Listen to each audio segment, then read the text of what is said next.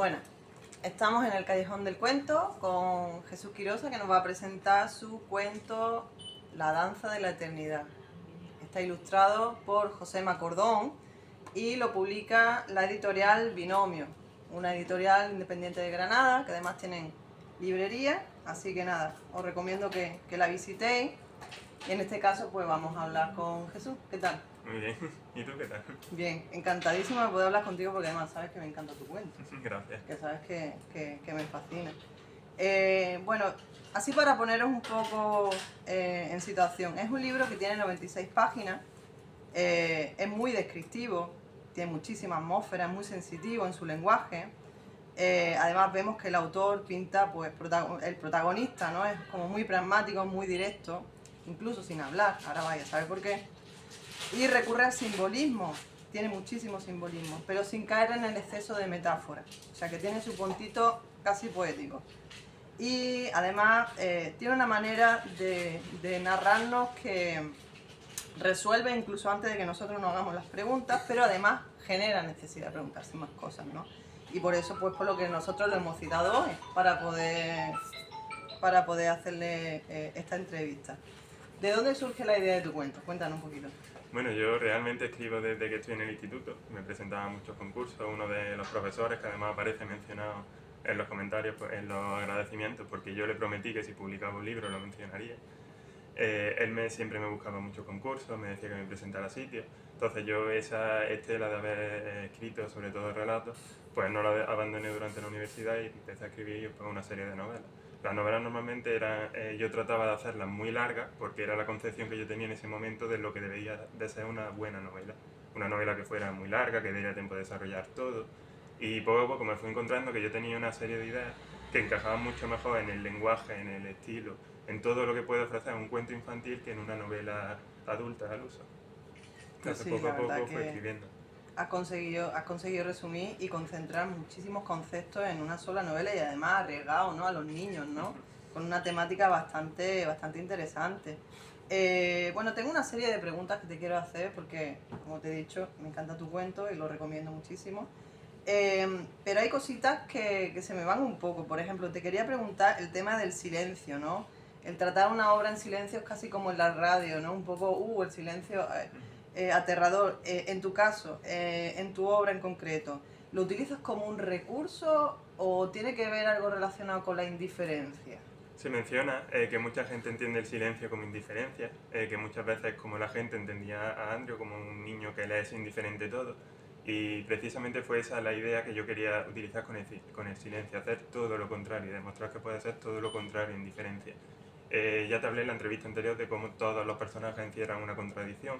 Por ejemplo, la sombra, que no tiene rostro, su característica más notoria es su sonrisa. Y algo similar ocurre con todos los personajes. Entonces, al describir a Andrew como un niño hablador, un niño con el que te ríes, que siempre está preguntando, que es súper preguntón, y después recordar en determinados momentos que es mudo, resaltaba mucho esta parte de la contradicción, de cómo muchas de las cosas más importantes que puede tener un niño, de cómo puede ser feliz, no tienen tanto que ver con ese lenguaje verbal, como pueden ser otro estilo de cosas que es las que quiero poner de manifiesto en el libro. Sí, totalmente, porque yo creo que has plasmado muy bien lo que es la misma humanidad, ¿no? Esa dualidad en la que nos movemos continuamente, casi como muy taoísta, ¿no? Entre el yin y el yang nos estamos moviendo todo el rato y pones elementos y remarcas elementos, ¿no? Que luego, por otro lado, lo estás desdiciendo. Entonces me parece una manera muy bonita de escribir y aparte muy aguda, ¿no? Como nos estás diciendo, Andrew pues es silencioso y hablador. Y aparte también tiene una super conexión, ¿no? Porque vamos a ir narrando un poco de lo que va este libro. Tiene una super conexión con su madre, ¿no? Pero es casual que, por ejemplo, la madre no tenga rostro identificado ni nombre en las ilustraciones, porque también tenemos ilustraciones que evidentemente un cuento no es solo la narrativa, sino en este caso has podido apoyarte en Josema, que te ha hecho unas ilustraciones Maravillosa. preciosas. Y Andrew no tiene boca. O sea, explícame eso, porque... De hecho, la madre no solo es que no tenga rostro y nunca se le vea la cara y no tenga nombre, es que no hay ninguna descripción física sobre ella, ni sobre su nariz, la oreja, ni lo más básico. Y eso está hecho a propósito. Yo me acuerdo, y es muy gracioso, de las supernenas, porque utilizaban este mismo recurso. Todos los adultos en las supernenas o al menos ese recuerdo tengo yo, no tenían rostro, se veían como personajes muy altos en los que nunca se le veía la cabeza. Digamos porque querían mantener que eran un personaje que no tenía por qué significar exactamente lo que aparecía en la serie. O sea, las supernenas siempre han tratado sobre 3 niñas que pueden salvar el mundo, que tienen superpoderes, y es como que no es un mundo de adultos, es un mundo dirigido a los niños. Entonces ese día la cogí yo para hacer de la madre más bien un símbolo. La madre lo que quiere significar, o lo que como yo quiero ponerlo aquí, es como algo muy importante que pierde el niño, no tiene que ser necesariamente su madre, podría ser perfectamente su padre, podría ser algo muy importante, que es lo que le hace pensar esa frase de la que surge todo el cuerpo, de pensó que ese día es el día en el que el amor dejó de existir. Entonces yo quise simbolizar que no es tan importante que sea su madre, sino que es un símbolo a través de que no tenga rostro, nunca se le vea ninguna ilustración, no haya descripciones, no haya nada que la pueda identificar más concretamente. Sí, sí, vaya. Juegas con los lectores como te da la gana, ya te lo digo. Además que es muy, son recursos que son muy hábiles, ¿no? Para que también el lector, los lectores, tengamos que poner nuestra parte de trabajo, ¿no? Y que podamos imaginar. Como decía Stephen King, si yo te voy acotando, ya el lector pierde también, o sea, estás excluyendo lo que el lector puede aportar y enriquecer a mi lectura, entonces me parece muy hábil, ¿no? Una de las cosas que aparece, además, como veis la portada es de un color verde intenso, el color verde, ¿de dónde sale? ¿Qué simbolismo hay detrás de todo eso? Porque algo hay. La idea surge de algo tan simple y tan conocido como que el verde es el color de la esperanza. Y si te fijas, en todas las escenas, tanto cuando sube con el cuervo y dice en esta vista es maravilloso porque el cielo verde se ha convertido en un colchón de nubes verdes, el cielo es siempre algo que se describe que está al fondo. Entonces yo quería que en todos los momentos que eran duros, en el bosque cuando está en la oscuridad, cuando sale por primera vez y lo ve, cuando echa un último vistazo a ese mundo verde, que siempre estuviera de fondo como queriendo mandar el mensaje de que siempre puede haber esperanza, o de que por muy oscuro que sea el bosque, por muy solo que se sienta el cuervo, siempre al fondo hay un poco de esperanza. Entonces quería tener esa imagen para el lector. Mensaje subliminal.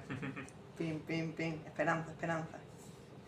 Bueno, uno de los personajes fundamentales de este libro, como veis disfruto muchísimo metiéndome en cada cosilla, ¿no?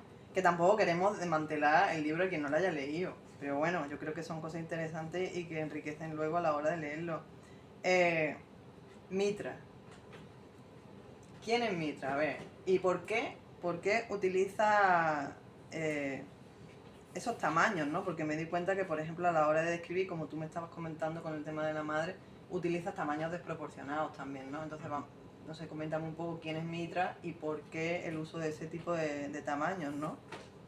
Pues Mitra realmente, aunque no se diga en el cuento, porque espero haber sido capaz de transmitirlo sin decirlo explícitamente, representa esa figura de la muerte, incluso esa concepción clásica de una persona que tiene una capucha, que tiene una guadaña, aunque aquí la sustituyo por un bastón, porque quería que fuera el personaje, digamos, más tétrico, el que la acompañara y el que le demostrara que podía ser bueno, porque Mitra es un cachito de pan, era mi intención. Es la persona o el ser más grotesco de ese mundo, se describe sin rostro, vestido con harapos, alta, que cambia de tamaño, que se esconde en la sombra, y sin embargo Andrew nunca siente miedo de él.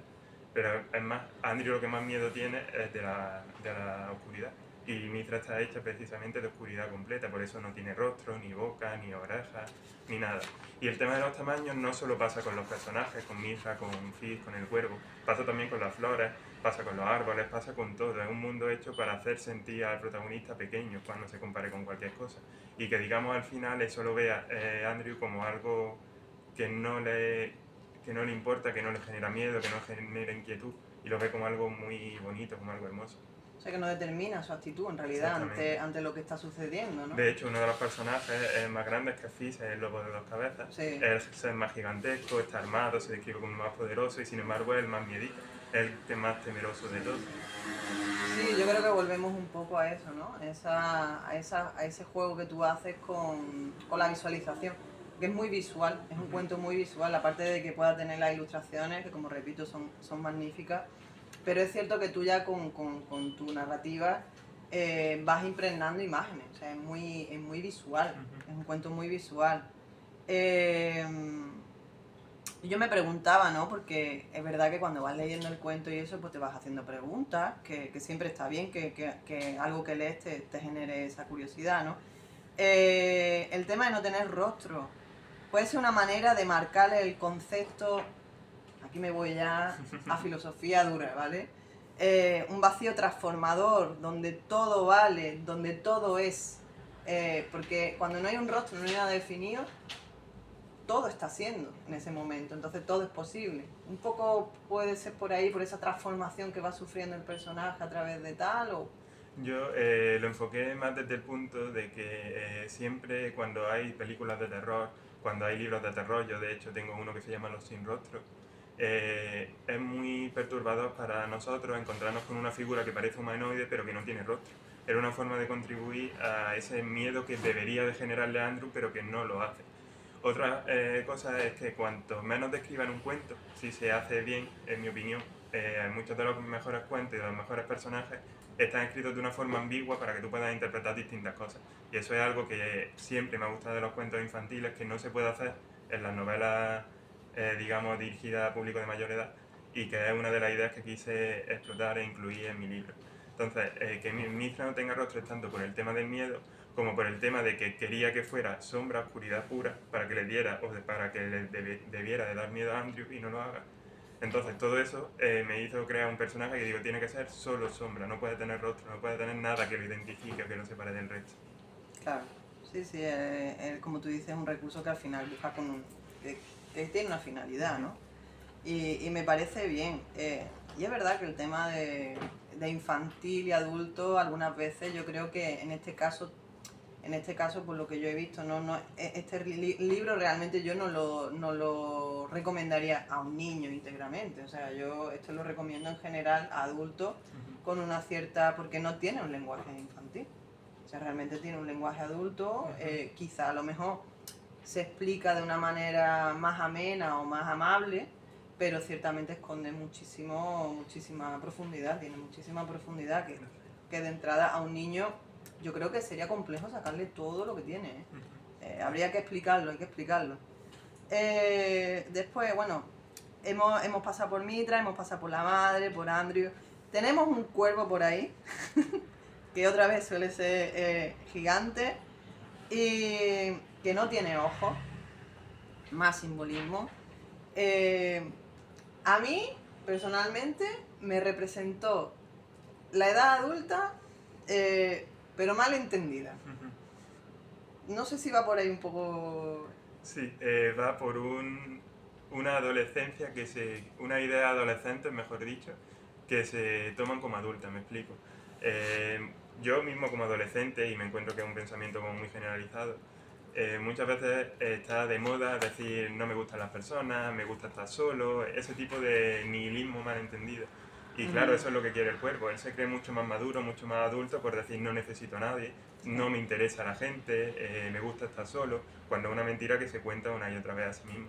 Entonces lo que quería representar era, digamos, que Andrew entendiera que ese tipo de mentalidad de estar solo, me he quedado solo, la gente es mala, es también injusto con la propia gente. No solo porque hayan sido injustos contigo, es justo que tú le hagas eso a los demás. Entonces ese intento de representar las ideas que tan me da la sensación a mí de moda pueden estar ahora entre adolescentes, adultos, incluso. Sí, como una protección falsa, ¿no? Más un escudo que una protección, en realidad. Que te protege pero te aísla a la vez, ¿no? Y hacerle ver que era ridículo sentirlo así, porque no le hacía ningún bien al cuerpo. Estaba dedicando toda su vida a una idea que él se había convencido racionalmente que eran ciertas, pero que realmente no son ciertas, que le hacen sentir mal. Claro, que no se nos olvide que al final los cuentos también tratan temática social, que por eso es por lo que podemos vernos representados, porque al final no son solo experiencias vivenciales de uno por uno como individuo, sino a nivel social, cómo interpretamos la vida, cómo la gestionamos y cómo la vivimos, y al final el cuerpo no deja de ser el típico vecino rancio, por ejemplo, que tenemos ahí metido en una casa y que no quiere saber nada de nosotros y que no nos da ni los buenos días, por ejemplo, pongamos, ¿no? Si queremos extrapolarlo. Sí. Pero es cierto que por eso te digo que en tu libro sí es verdad que encontramos mucha temática social, independiente, individual, mucha transformación interna, porque evidentemente la temática puede dar para que sea así, ¿no? Por cierto, dentro de este cuervo, pues una de las cosas que me gustaría remarcar es el uso de la onomatopeya, que yo soy pro onomatopeya, me encanta porque además que le da mucha sonoridad, pues le da ese toque infantil, ¿no? Un poco ridiculiza incluso al personaje, Sí, ¿no? Porque esa era la intención. habla como ridiculizando, ¿no? Que ne, yo qué sé, ¿no? Mío, mío, mío, mío. Bueno, que no quiero desvelar mucho, pero es que no puedo. Entonces, pues claro, me gustó mucho ese toquecillo, ¿no? De esa prepotencia. Trataba de hacer de eso un toque de humor, que además lo estaba hablando anoche. Viene también, o yo cuando lo escribí me acordé de una de las escenas de Buscando a Nemo, en el que hay una gaviota que se representan como seres que son tontos Me y que encanta. solo saben repetir Me encanta. esa frase. Muy Entonces bien, muy cuando bien. lo estaba escribiendo me acordé de eso y lo quise incluir porque quería generar la misma sensación, Sí, la de ser un poco ridículo aunque tú creas que no está siendo ridículo, como es el cuervo. sí, esa prepotencia estúpida que por desgracia, bueno, pues algunas veces todos tenemos. Hay que reconocerlo. ¿Por qué el cuervo habla de Mitra como la sombra?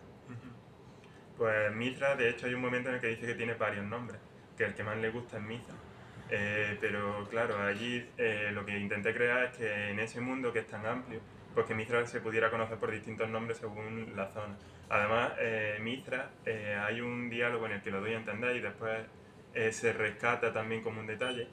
Mitra está escuchando en ese momento todo porque se esconde en la sombra, aunque Andrew no pueda verlo. Entonces, es como si el cuervo supiera que Mitra es capaz de esconderse en la sombra y que nadie lo vea. Por eso se refiere a él así.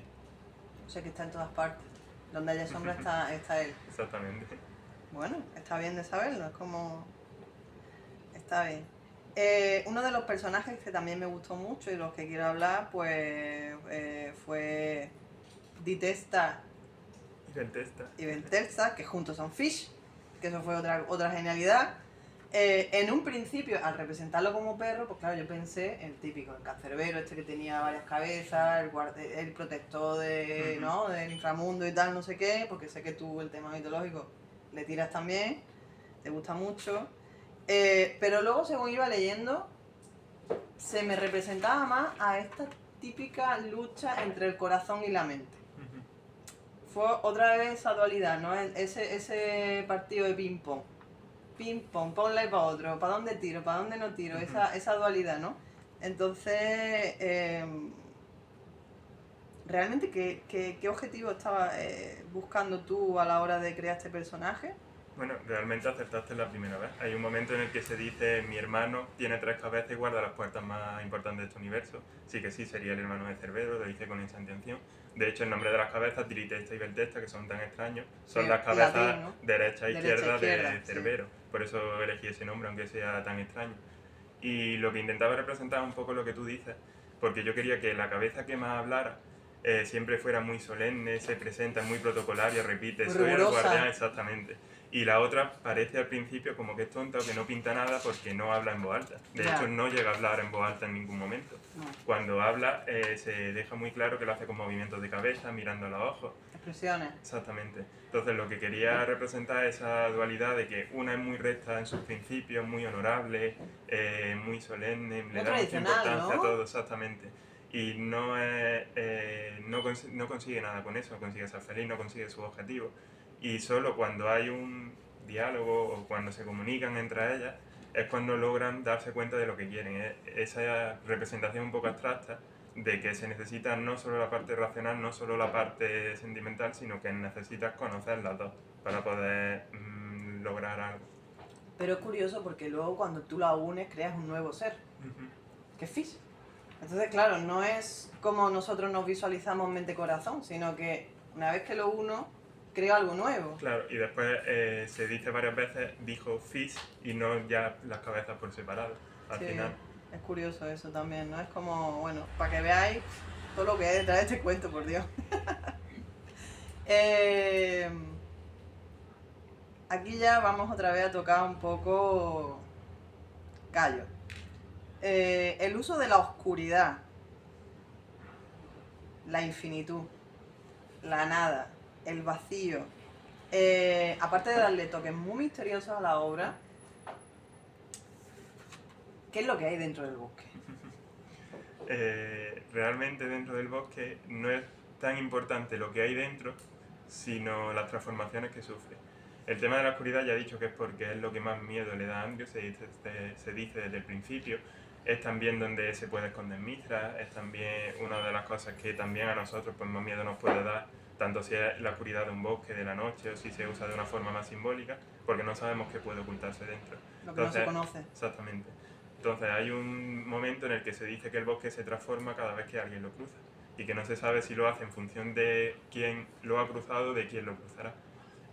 Andrew lo cruza 2 veces y el bosque cambia 2 veces. Sin querer desvelar mucho, porque ya hice spoiler en una presentación que estaba mi editor y me regañó. La primera vez que lo cruza, el bosque se vuelve un bosque de sombra, con alguna razón.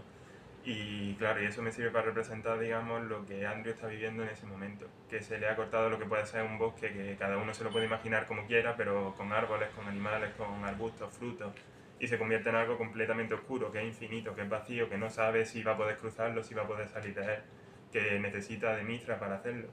Y claro, y después vuelve a cambiar de una forma en la que manteniendo esa oscuridad, porque no vuelve a ser el bosque que fue antes, pero